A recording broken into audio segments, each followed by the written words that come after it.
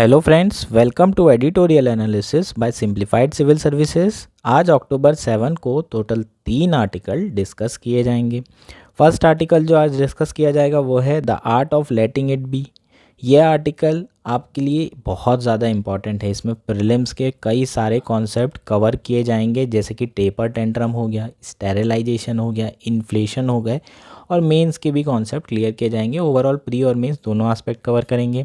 Next article जो हम discuss करेंगे वो है aligning higher education with United Nation sustainable development goal. इस तरह का क्वेश्चन रिसेंटली पूछा गया था, linkage between skill education and employment. उसी तरीके से हायर एजुकेशन का लिंकेज पूछा जा सकता है आपको सस्टेनेबल डेवलपमेंट गोल से डायरेक्टली और इनडायरेक्टली, इसलिए ये भी इंपॉर्टेंट आर्टिकल है। और हमारा लास्ट जो सब बहुत ज़्यादा इंपॉर्टेंट है GS2 के पर्सपेक्टिव से, वो है before the supreme court when is a money bill not one. Recently जो केंद्र सरकार है वो बहुत सारे की लेजिस्लेशन को मनी बिल रूट से पास कर रही है, उसी को सुप्रीम कोर्ट में चैलेंज किया गया है और इसके क्या इम्पैक्ट है उसके बारे में बात की गई है।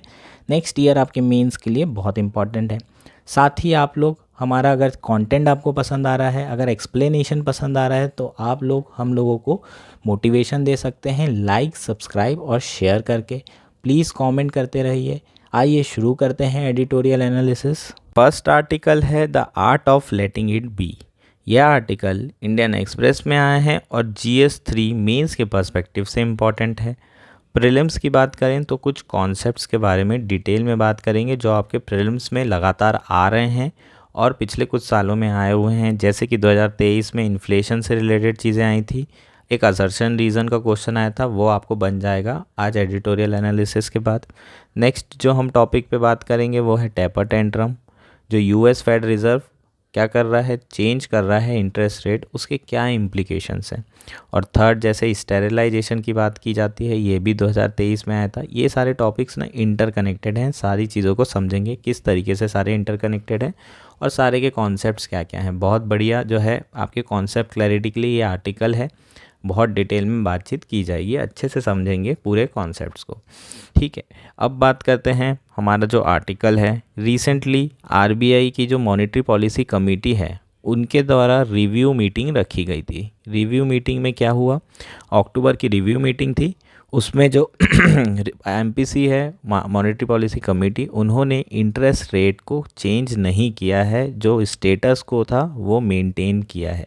स्टेटस को का मतलब क्या होता है, जो जैसी चीज़ें जिस स्थिति में है उसे वहीं रखा जाए। इसका मतलब जो रेपो रेट है वो पहले 6.5% था, तो अभी जो रिव्यू हुआ है मीटिंग में उसमें भी फाइनली क्या डिसाइड हुआ है कि रेपो रेट को चेंज नहीं किया जाएगा और वो कितना रहेगा, 6.5। अब ये हमारा बेसिकली न्यूज़ था, इसके बारे में आर्टिकल है, इससे रिलेटेड चीज़ों की बात करेंगे। आर्टिकल में डिटेल में और क्या चर्चा की गई है कि जो इन्फ्लेशन है वो काफ़ी ज़्यादा है और उसके बढ़ने के जो डोमेस्टिक और ग्लोबल फैक्टर हैं वो क्या क्या हैं। ठीक है, तो वो फैक्टर्स को समझेंगे अच्छे से डिटेल में। अब बात करते हैं सबसे पहले मॉनेटरी पॉलिसी की। तो मॉनेटरी पॉलिसी कौन कंट्रोल करता है इंडिया में? RBI, reserve bank of India. जो सेंट्रल बैंक होता है वो मॉनेटरी पॉलिसी क्या करता है, डिसाइड करता है, कंट्रोल करता है। RBI थ्रू मॉनेटरी पॉलिसी क्या कंट्रोल करता है, supply of money. Supply of money से वो क्या करना चाहता है, क्या गोल अचीव करना चाहता है, प्राइस स्टेबिलिटी। तो जो प्राइस स्टेबिलिटी है ये मॉनेटरी पॉलिसी का और RBI का प्राइमरी फंक्शन होता है। मॉनेटरी पॉलिसी का जो एम है वो क्या होता है, प्राइस स्टेबिलिटी। RBI का जो एम है वो इम्पॉर्टेंट एम क्या होता है, प्राइस स्टेबिलिटी। उसके बाद जो नेक्स्ट टारगेट होता है इनका, नेक्स्ट एम होता है वो ग्रोथ ऑफ इकॉनमी। अगर प्राइस स्टेबिलिटी नहीं है तो ग्रोथ पे फोकस नहीं किया जाएगा, सबसे पहले इन्फ्लेशन पे फोकस करेगी monetary policy. By and large ये कहा जा सकता है कि जो मॉनेटरी पॉलिसी है उसका मेन एम क्या होता है, प्राइस स्टेबिलिटी ऑब्लिक इन्फ्लेशन को कंट्रोल करना। वहीं फिस्कल पॉलिसी का मेन एम होता है इकॉनमी में ग्रोथ करना। ठीक है, ऐसा क्यों कहा जा रहा है, क्योंकि दोनों के बीच में ट्रेड ऑफ होता है। अभी मैं आपको ये समझाने की कोशिश करूँगा ट्रेड ऑफ का मतलब क्या है। जैसे कि आप एक एस्पेक्ट को गेन करने की कोशिश करेंगे तो दूसरा एस्पेक्ट आपसे लूज़ होने लगेगा। ठीक है, आपने कहीं पर गेन किया तो दूसरी जगह आप वहाँ पर लूज़ कर रहे होंगे। जैसे कि GDP ग्रोथ वर्सेस इन्फ्लेशन की बात करते हैं, अगर मान लो कि इन्फ्लेशन हाई है तो प्राइस जो है स्टेबल नहीं है, और उस सिचुएशन में क्या होगा, आरबीआई किस तरीके से रिएक्ट करेगी, एकदम इंटरेस्ट रेट बढ़ा दिए जाएंगे, जो रेपो रेट है वो बढ़ा दिए जाएंगे। जब रेपो रेट बढ़ा दिए जाएंगे तो जो आपके बॉन्ड प्राइसेस हैं, है ना, अगर आपको पता होगा interest rate is inversely proportional to bond prices, तो आपके बॉन्ड प्राइसेस हैं उनकी जो कीमतें हैं वो कम हो जाएगी और जो यील्ड होगी वो बढ़ जाएगी। यील्ड का मतलब क्या होता है कि कितना इंटरेस्ट रेट आपको बॉन्ड प्राइस में मिल रहा है। जब बॉन्ड प्राइसेस की कीमत मान लो 95 थी पहले, अब 92 हो गई, और इसकी जो फाइनल वैल्यू आपको मिलेगी रिटर्न करने में वो कितनी मिलेगी, 100 रुपये। तो पहले 95 थी, बॉन्ड प्राइस की वैल्यू 92 हो गई, तो अब आपको यील्ड कितनी है यहाँ पर, 8 रुपये, और यहाँ कितनी है, 5 रुपये। तो इस तरीके से यील्ड क्या हो रही है, बढ़ रही है। ये पैसा कौन देता है बॉन्ड में, सरकार देती है, तो गवर्नमेंट को ये एक्स्ट्रा पैसा देना पड़ेगा, जिसके कारण क्या होगा, जो फिस्कल डेफिसिट होगा वो इंक्रीज़ हो जाएगा। और जब फिस्कल डेफिसिट इंक्रीज़ होता है उससे क्या होता है, उससे जो गवर्नमेंट है उसकी जो कैपेसिटी होगी इन्वेस्ट करने की, एक्सपेंडिचर करने की, वो कम हो जाएगी।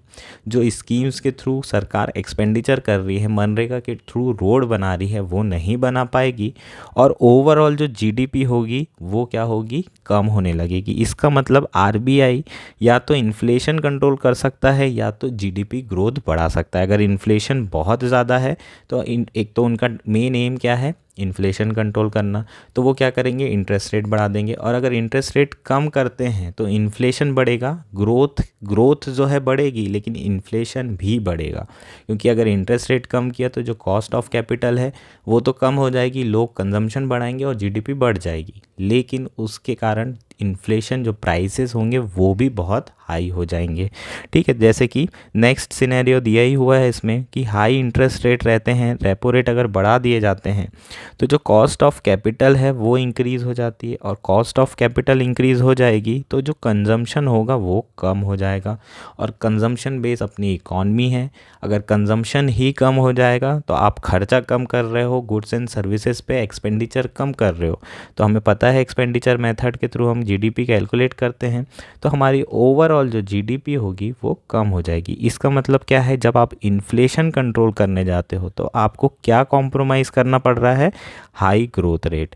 इसी को क्या बोलते हैं, ट्रेड ऑफ। तो बेसिकली इसलिए जो मॉनेटरी पॉलिसी है उनका सबसे पहला काम क्या है, प्राइस स्टेबिलिटी या फिर इन्फ्लेशन कंट्रोल करना। इसी कारण से सरकार और आरबीआई के बीच में एक एग्रीमेंट हुआ था और इन्फ्लेशन टारगेटिंग रखी गई थी, ताकि जो है जीडीपी को बहुत ज़्यादा कॉम्प्रोमाइज़ ना करना पड़े। अगर आरबीआई हमेशा ही इंटरेस्ट रेट हाई रखेगी तो इन्फ्लेशन तो कंट्रोल रहेगा, लेकिन इंडिया की जीडीपी है उसको भी असर पड़ेगा, क्योंकि जो कॉस्ट ऑफ कैपिटल होगी वो बहुत ज़्यादा होगी, लोग इन्वेस्ट नहीं करेंगे, लोग कंज्यूम नहीं करेंगे, और इन सारी चीज़ों के कारण ओवरऑल जो जीडीपी होगी वो बहुत कम होगी।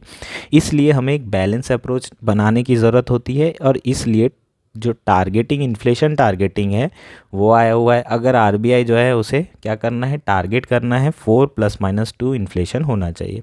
अगर इस जोन में है तो आरबीआई कंफर्टेबल है, वो अपने जो रेपो रेट है और रिवर्स रेपो रेट है इसके अनुसार चेंज कर सकती है। ये हमारा क्या हो गया, पहला कॉन्सेप्ट हो गया। अब बात करते हैं विड्रॉल ऑफ अकोमोडेटिंग स्टांस। यहाँ पर क्या लिखा हुआ है कि आरबीआई का जो है जो मीटिंग थी उन्होंने अपना रिटेन रखा है स्टांस को, जो कि क्या है, विड्रॉइंग अकोमोडेशन। तो आरबीआई क्या करती है ना, इंडिकेट करती है आने वाले समय में किस तरीके से आरबीआई रिव्यू करेगी और क्या होने की संभावना है। जब वो एकोमोडेटिंग स्टांस को विड्रॉ करके रखी है, इसका मतलब क्या है, एकोमोडेटिंग का मतलब ये होता है कि आने वाले समय में वो अकोमोडेट करेगी इंटरेस्ट रेट को कम करना, कि आने वाले समय में हो सकता है कि आरबीआई क्या करे कि ये डिसाइड करे कि इंटरेस्ट रेट कम किए जा सकते हैं अगर इन्फ्लेशन कम होता है तो। लेकिन उसने विड्रॉल ऑफ अकोमोडेटिंग स्टांस किया है, इसका मतलब आने वाली पॉलिसीज़ में भी या तो न्यूट्रल होंगे रेट्स, है ना, न्यूट्रल स्टांस होगा, मतलब रेट नहीं बढ़ेंगे, या फिर रेट बढ़ेंगे। कम होने की संभावनाएं खत्म हो जाएगी। अकोमोडेटिंग स्टांस का विड्रॉल होने का मतलब यही है कि रेट के कम होने की संभावना आने वाली पॉलिसीज़ में नहीं है। तो आप लोग अपनी एक्सपेक्टेशंस आने वाले टाइम में अगर आप कुछ खरीद रहे हैं तो उस तरीके से डिसाइड कर सकते हैं, ठीक है। ये इसलिए ही बताया जाता है, उसी तरीके से आप अपने सारी चीज़ें डिसाइड कर सकते हैं आगे खर्चा कैसे करना है, नहीं करना है, क्योंकि आने वाले समय में इंटरेस्ट रेट बढ़ेंगे या फिर इतने ही रहेंगे तो आप अपने जो लोन्स होंगे वो पोस्टपोन कर सकते हैं, उससे कंजम्पशन कम हो जाएगा और इन्फ्लेशन कंट्रोल में आ जाएगा, और यही तो आरबीआई का टारगेट है।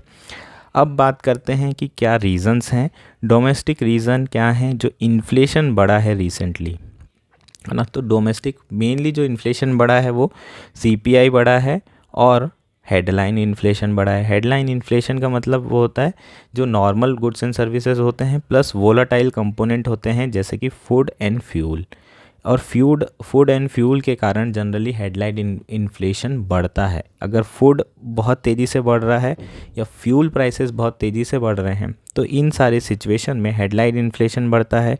और जो कोर इन्फ्लेशन होता है उसमें फूड और फ्यूल ये दोनों जो आर्टिकल्स हैं, प्राइमरी आर्टिकल्स इनसे रिलेटेड, ये नहीं होते हैं, तो इसमें general price of goods and services होते हैं। और कोर इन्फ्लेशन तभी बढ़ता है जब ओवरऑल जनरल प्राइसेस बढ़ते हैं जो हमारे गुड्स एंड सर्विसेज के। ये चीज़ें आपको समझने की ज़रूरत है, ठीक है। तो अभी हमारा जो डोमेस्टिक रीज़न है वो क्या है, सबसे इम्पॉर्टेंट रीज़न है एरेटिक मानसून।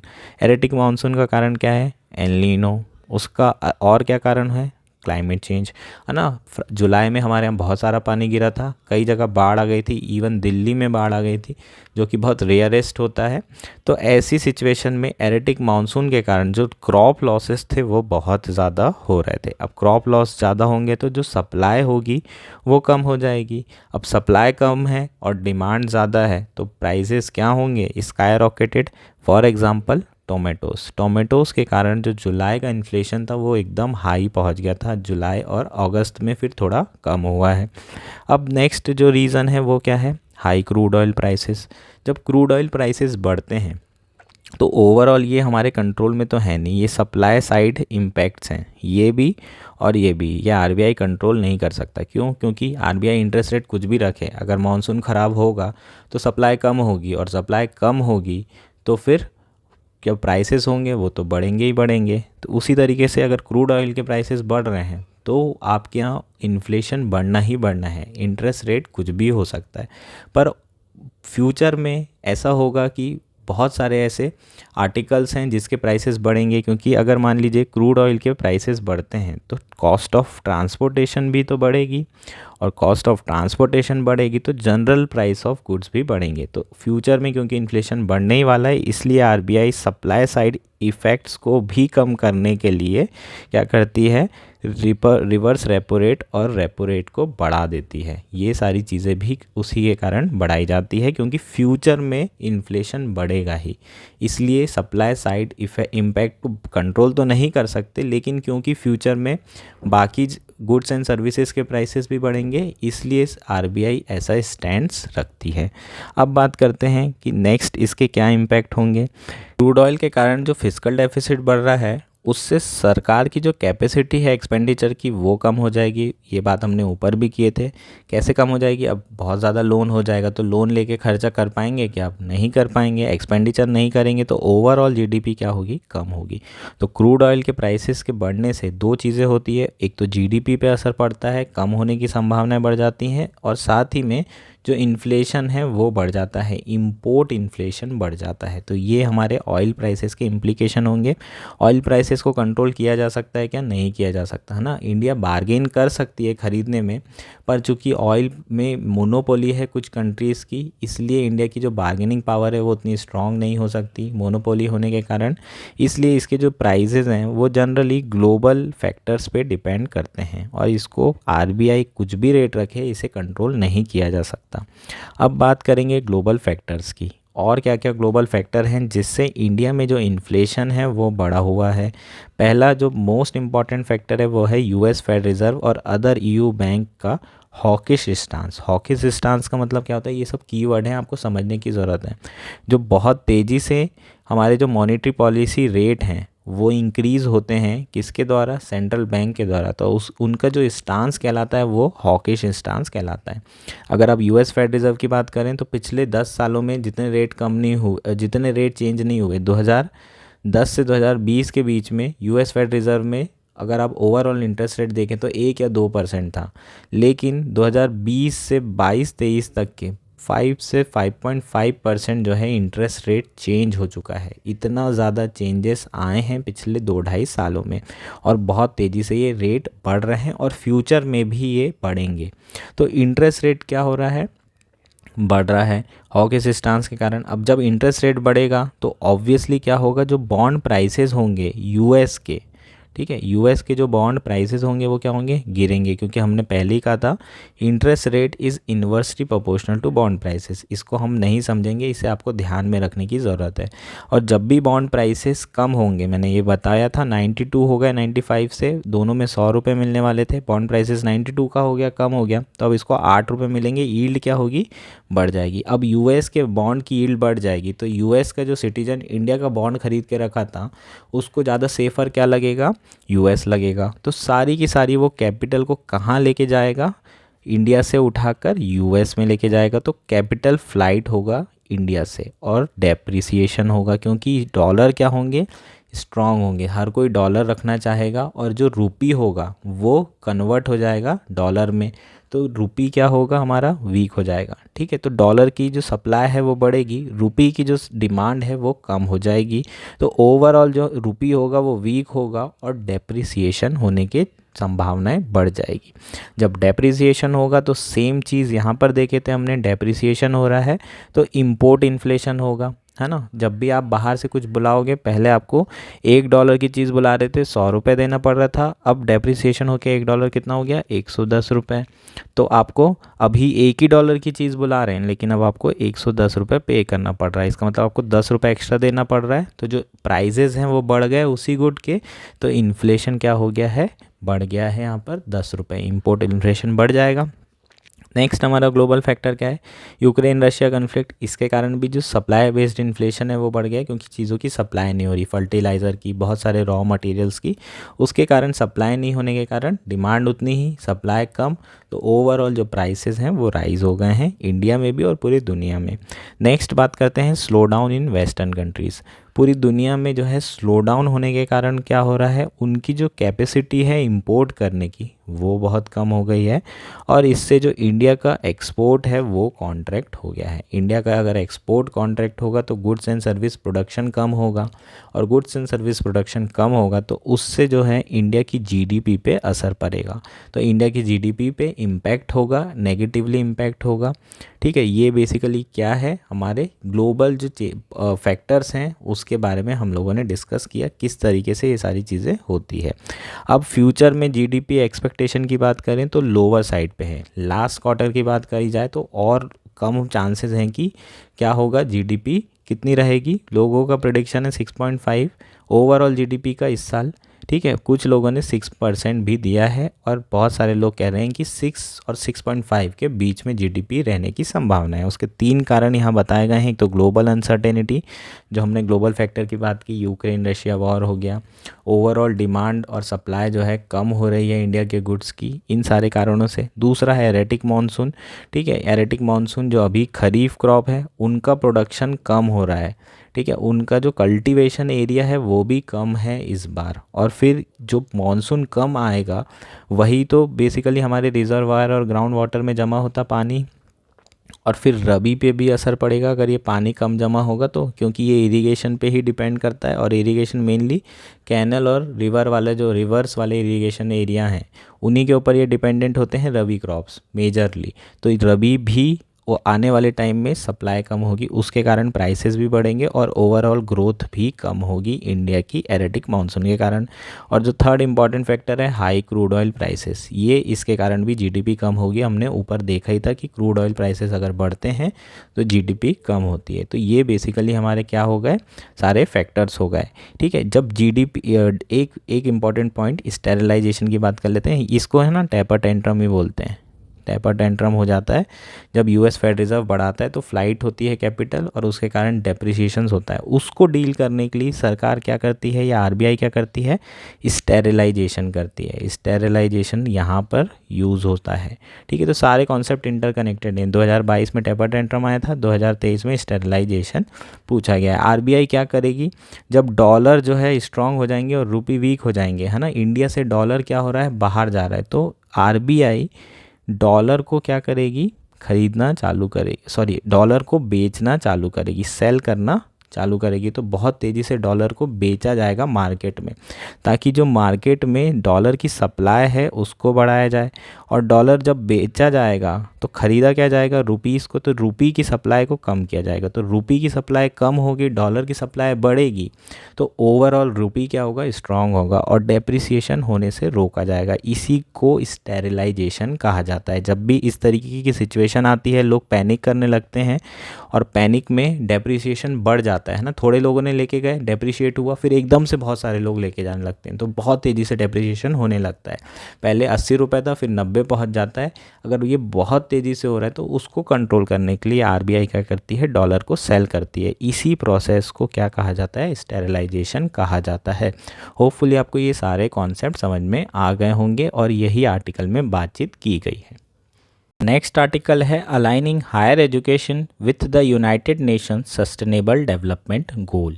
यह आर्टिकल द हिंदू में आया है और आपके जीएस 2 के पर्सपेक्टिव से बहुत इंपॉर्टेंट है। गवर्नेंस में आपको पूछा जा सकता है। रिसेंटली जीएस 2 में आपको इस तरह का क्वेश्चन ऑलरेडी पूछा जा चुका है। 2023 की बात की जाए तो आप लोगों को पूछा गया था कि बताइए एजुकेशन और एम्प्लॉयमेंट के बीच में क्या लिंकेज है, उसको एक्सप्लेन करना था। तो एजुकेशन एम्प्लॉयमेंट के बीच का लिंकेज आया है। इस आर्टिकल में हायर एजुकेशन का लिंकेज पूछा गया है एसडीजी से, सस्टेनेबल डेवलपमेंट गोल से। आपको क्वेश्चन पूछा जा सकता है कि कैसे हम हायर एजुकेशन को इम्प्रूव करते हैं तो उससे डायरेक्टली और indirectly sustainable development goal achieve किए जा सकते हैं। ये हमारा क्या हो जाएगा, मेंस का क्वेश्चन हो जाएगा जो इस आर्टिकल से बन सकता है। इसको हम एड्रेस करेंगे। अब कुछ कॉन्सेप्ट की बात कर लेते हैं। सबसे पहले तो सस्टेनेबल डेवलपमेंट होता क्या है, सस्टेनेबल डेवलपमेंट समझते हैं। जैसे कि सस्टेनेबल डेवलपमेंट की बात की जा रही है, इसका मतलब सस्टेन डेवलपमेंट की बात की जा रही है। वो डेवलपमेंट जो लंबे समय तक सस्टेन कर सके, चल सके, उसकी बात यहाँ पर की जा रही है। इसमें फोकस किस पे किया गया है कि आपकी जो भी नीड्स है जो डेवलपमेंट के थ्रू पूरी होगी, वो सारी नीड्स को फुलफ़िल किया जा सके without compromising the needs of the future generation. मतलब डेवलपमेंट ऐसा हो कि आपकी नीड्स तो फुलफ़िल हो जाए और लंबे समय तक जो है वो डेवलपमेंट चल सके, लेकिन उससे फ्यूचर जनरेशन की जो नीड्स है उसको कॉम्प्रोमाइज़ ना किया जाए। डेवलपमेंट करने के लिए ग्रोथ ज़रूरी है और ग्रोथ करने के लिए आपको यूज़ करना पड़ता है नेचुरल रिसोर्सेज। अगर आप नेचुरल रिसोर्सेज बहुत ज़्यादा यूज़ कर लेते हैं, जैसे पानी हो गया, लैंड हो गया, तो फ्यूचर जनरेशन का जो डेवलपमेंट होगा वो कॉम्प्रोमाइज़ हो जाएगा क्योंकि उनके पास रिसोर्सेज नहीं बचेंगे। तो हमें इस तरीके से इन रिसोर्सेज का यूज़ करना है कि फ्यूचर जनरेशन के लिए भी पानी बचे। ऐसे नहीं करना है कि पॉल्यूशन इतना हो जाए कि फ्यूचर जनरेशन को ऑक्सीजन लेने की दिक्कत आए। तो ये सब उनके राइट्स के अगेंस्ट है, उनका वायलेशन है, उनके जो राइट्स हैं उनका। तो ये सारी चीज़ों का ध्यान रखते हुए हमें जो डेवलपमेंट करना है वो करने की ज़रूरत है और उसी डेवलपमेंट को सस्टेनेबल डेवलपमेंट कहा गया है। ठीक है, तो ये बेसिकली हमारा क्या हो गया, सस्टेनेबल डेवलपमेंट। अब सस्टेनेबल डेवलपमेंट गोल्स की बात कर लेते हैं। 2000 में यूनाइटेड नेशन ने मिलेनियम डेवलपमेंट गोल्स बनाए थे और उसकी जो वैलिडिटी थी बेसिकली कितने साल की थी, 15 साल की। 15 साल में 7-8 ऐसे टारगेट डिसाइड किए गए थे जिसको पूरी गवर्नमेंट्स, है ना, जितनी भी यूनाइटेड नेशन के मेंबर हैं, सारी गवर्नमेंट को वो टारगेट्स पूरा करना था।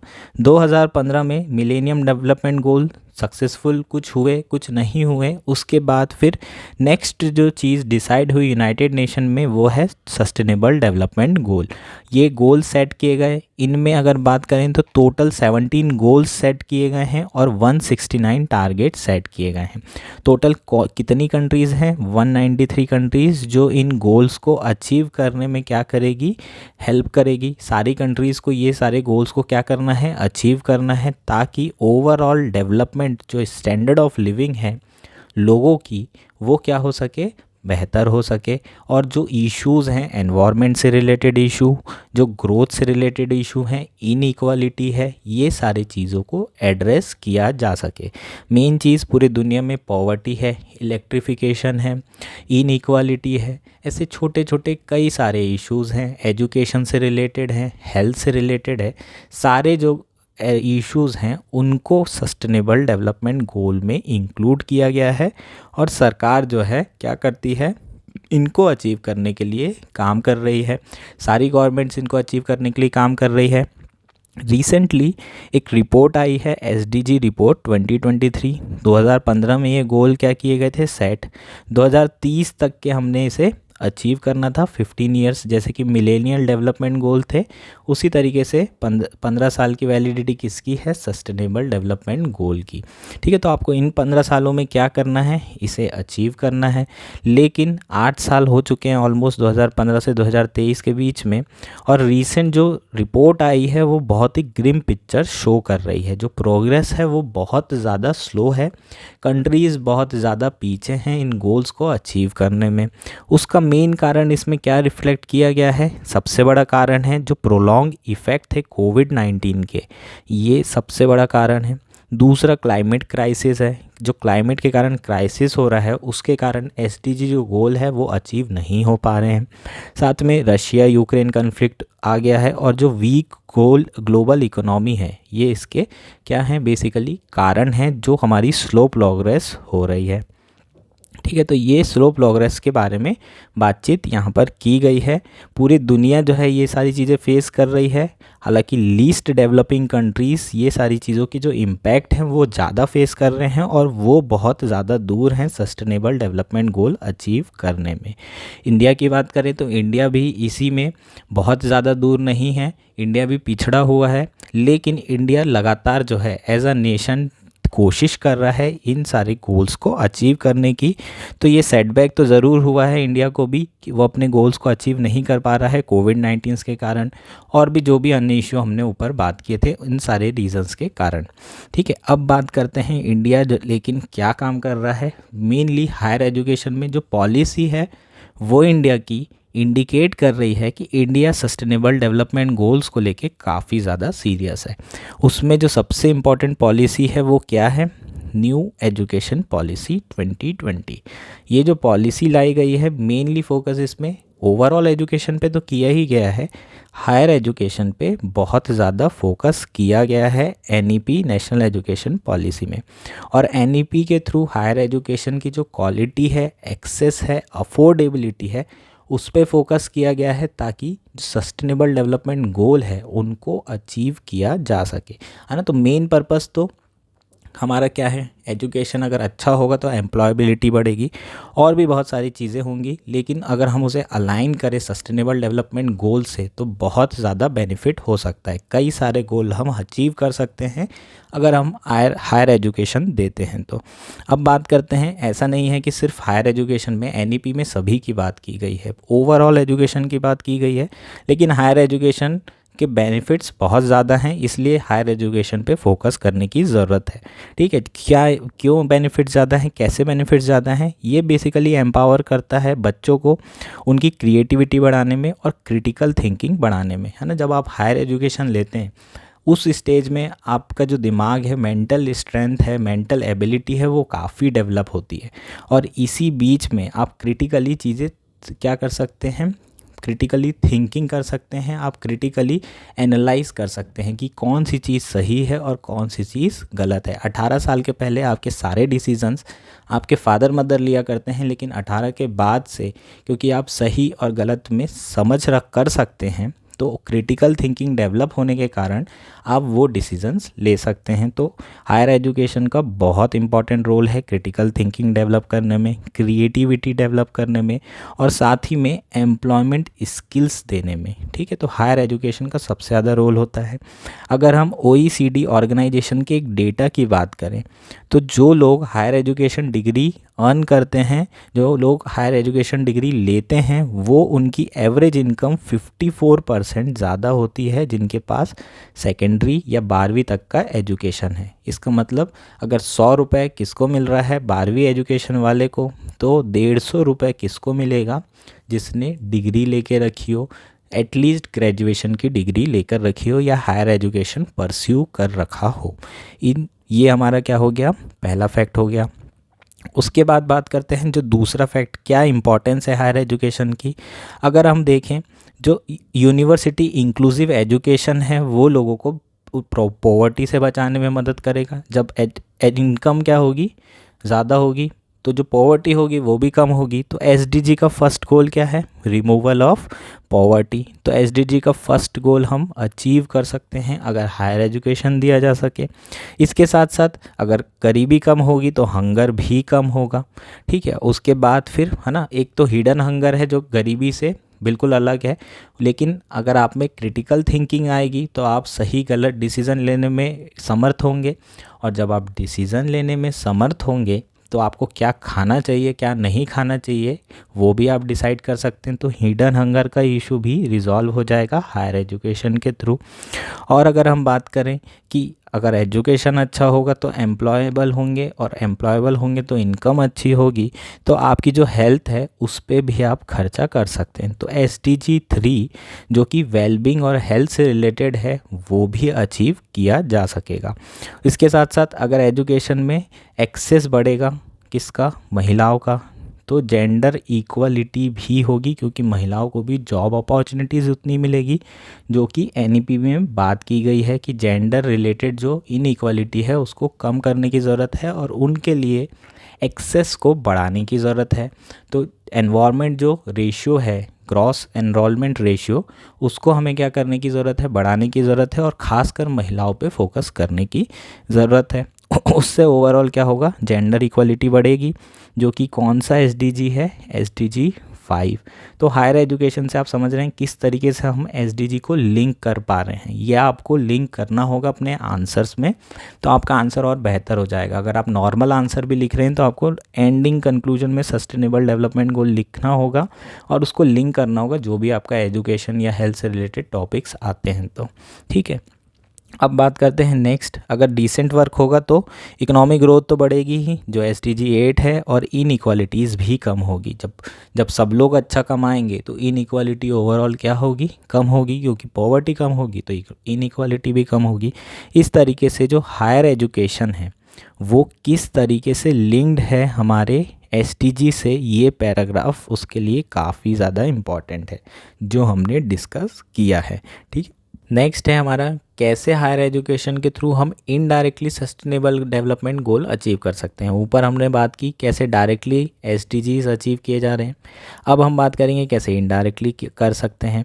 जब आप हायर एजुकेशन देते हैं, यूनिवर्सिटी एजुकेशन देते हैं, तो उसमें रिसर्च भी एक बहुत बड़ा पार्ट होता है। अगर हम रिसर्च पर फोकस करें, इसे स्ट्रेंथन करने की कोशिश करें, तो क्या होगा, उससे इंडिविजुअल को बहुत ज़्यादा बेनिफिट होगा, और जो बेनिफिट होंगे वो सेम होंगे, जैसे कि एम्प्लॉयबल ज़्यादा हो जाएंगे, उन्हें इनकम ज़्यादा मिलेगी, उससे इनइक्वालिटी कम होगी, ग्रोथ ज़्यादा होगी, और बहुत अन्य जो भी हमने ऊपर बातचीत की है वो सारे बेनिफिट्स SDGs को मिलेंगे और SDG के गोल अचीव किए जा सकेंगे। ये डायरेक्ट बेनिफिट हो गए।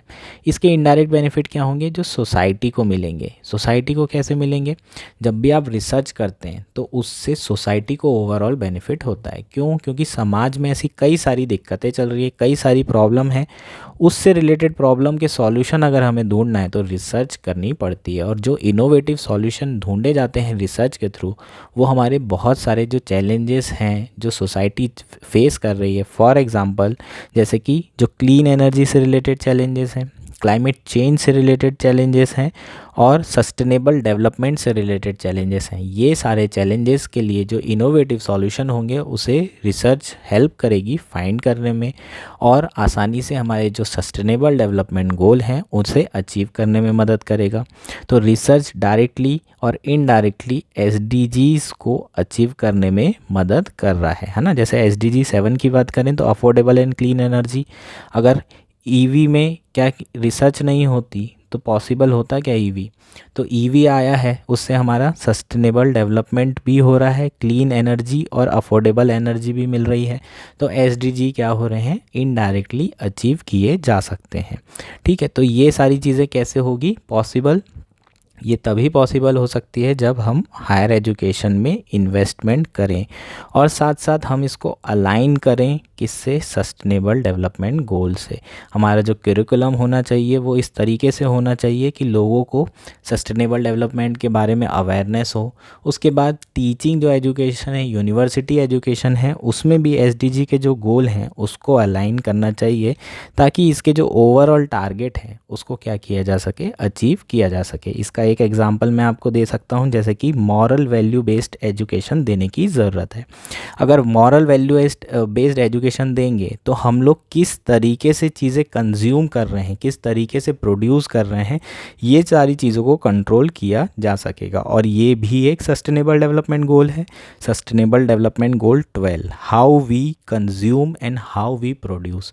ठीक है, कैसे हम प्रोड्यूस कर रहे हैं चीज़ों को और किस तरीके से कंज्यूम कर रहे हैं। जो एक कल्चर है कंज्यूमरिज्म और मटेरियलिज्म, ये जो कल्चर है ये बहुत ज़्यादा ख़तरनाक है हमारे लिए, हमारे एज अ ग्लोबल अर्थ के लिए। क्यों, क्योंकि आप बहुत ज़्यादा अननेसेसरली कंज्यूम कर रहे हैं, उसके लिए अर्थ के जो रिसोर्सेज हैं वो बहुत ज़्यादा यूज़ हो रहे हैं और उसके कारण जो डेवलपमेंट हो रहा है वो सस्टेनेबल नहीं हो पा रहा है। लोग खूब ज़्यादा उत्पादन कर रहे हैं और खूब ज़्यादा बहुत ज़्यादा मात्रा में उसे कंज्यूम किया जा रहा है। आने वाली जनरेशन को सेम रिसोर्सेज अवेलेबल नहीं होंगे तो डेवलपमेंट सस्टेनेबल कहलाएगा क्या, नहीं।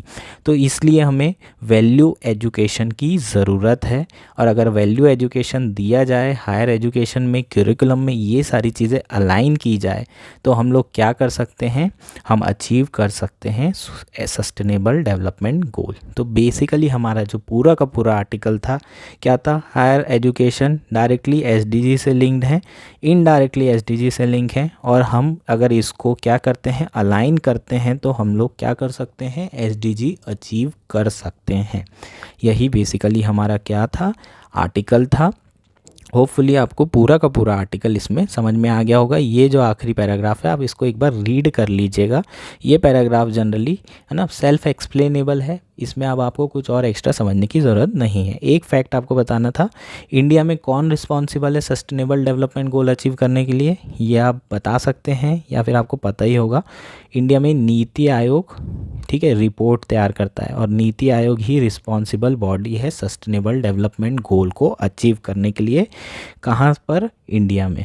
ठीक है, ये फैक्ट आपको पता होना चाहिए आपके प्रीलिम्स के पर्सपेक्टिव से। सस्टेनेबल डेवलपमेंट गोल पे एक भी क्वेश्चन अभी तक नहीं पूछा गया है, इसलिए आपके लिए ये काफ़ी ज़्यादा इंपॉर्टेंट है प्रीलिम्स के पर्सपेक्टिव से भी। ठीक है, तो ये हमारा ओवरऑल आर्टिकल हो गया। होपफुली आपको सारी चीज़ें समझ में आ गई। हमारा लास्ट आर्टिकल है before the supreme court when is a money bill not one.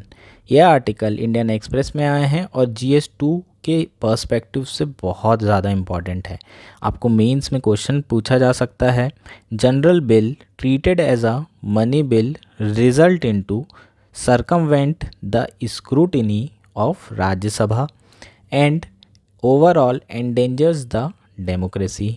ठीक है, तो क्या कह रहा है ये क्वेश्चन कि जो जनरल बिल है अगर उसे मनी बिल की तरह पास किया जाए तो ओवरऑल राज्यसभा की जो स्क्रूटनी है उसे सरकमवेंट किया जा सकेगा और उससे ओवरऑल जो डेमोक्रेसी है वो एंडेंजर या खतरे में आ सकती है। इस तरह का क्वेश्चन आपको मेंस में कमेंट करने के लिए पूछा जा सकता है। अब बात कर लेते हैं कि आखिर न्यूज़ में क्यों है। तो रिसेंटली अपोजिशन पार्टीज़ ने, बहुत सारे सिविल सोसाइटीज़ ने सेंटर के मनी बिल की तरह बहुत सारे की लेजिस्लेशन को पास करने के तरीके पर जो है क्या किया है, चैलेंज किया है सुप्रीम कोर्ट में और कहा है कि सरकार जो है बहुत सारे जनरल बिल को मनी बिल की तरह पेश कर रही है और मनी बिल के रूट से पास कर रही है। जो की लेजिस्लेशन है उससे क्या हो रहा है, राज्यसभा का जो स्क्रूटिनी है वो सरकमवेंट हो रही है। तो इसे सुप्रीम कोर्ट में चैलेंज किया गया है।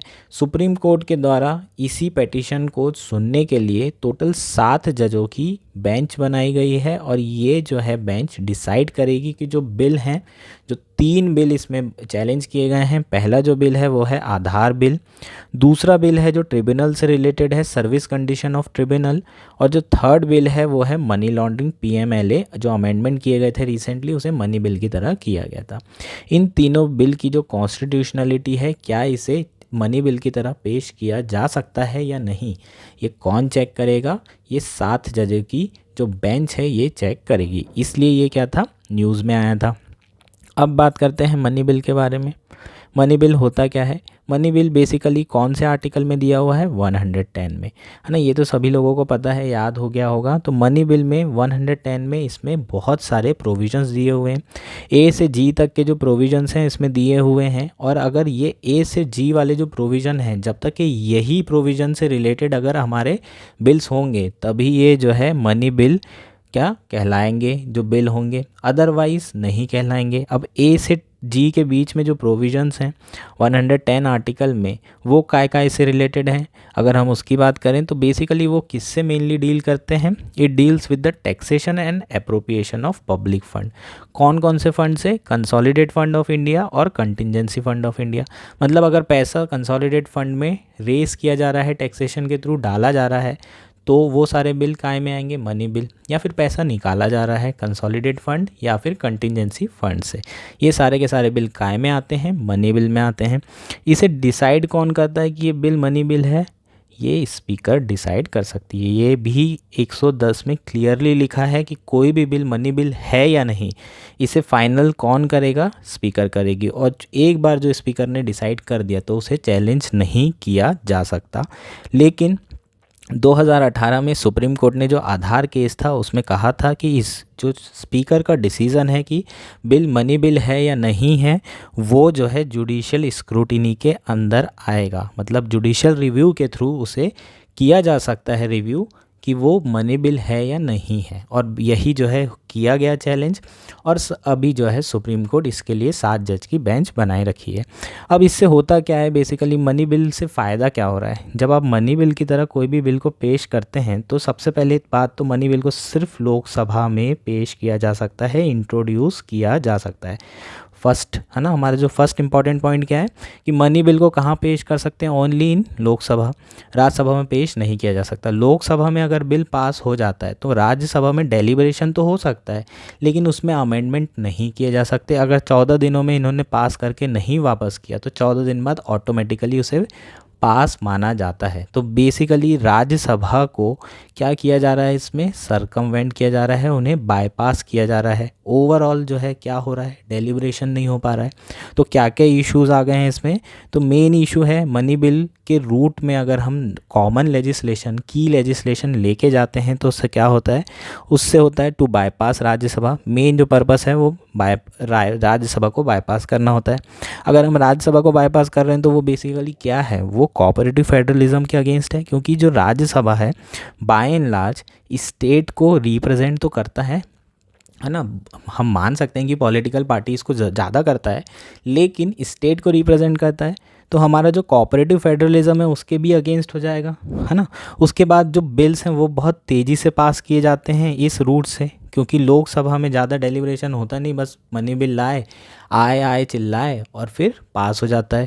राज्यसभा में डिस्कशन करने की ज़रूरत नहीं है, 14 दिन में तो उसे ऑलरेडी पास होना ही है, तो वहाँ पर भी डिस्कशन नहीं होता। तो हास्टली जो है ये सारे बिल पास हो जाते हैं, और विदाउट डेलिब्रेशन और डिस्कशन जो सारे बिल होते हैं वो पास होते हैं। तो अल्टीमेटली इससे क्या होता है? हमारी जो डेमोक्रेटिक वैल्यूज़ है उसी के तो अगेंस्ट है। हमने पार्लियामेंट्री सिस्टम लाया ही क्यों है?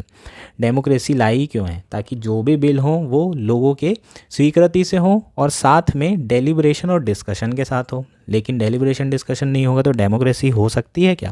नहीं हो सकती। तो ये डेमोक्रेसी के लिए खतरा है। इसलिए जो है सरकार के जो अपोजिशन है उनके द्वारा ये 3 जो है बिल के बारे में चैलेंज किया गया है, और उसकी जो कॉन्स्टिट्यूशनलिटी है वो सुप्रीम कोर्ट डिसाइड करेगी। होपफुली आपको ये सारी चीज़ें समझ में आ गई होगी, और ये आपके नेक्स्ट ईयर के लिए काफ़ी ज़्यादा इम्पॉर्टेंट है आपके मेंस के पर्सपेक्टिव से। Thank you and enjoy your day.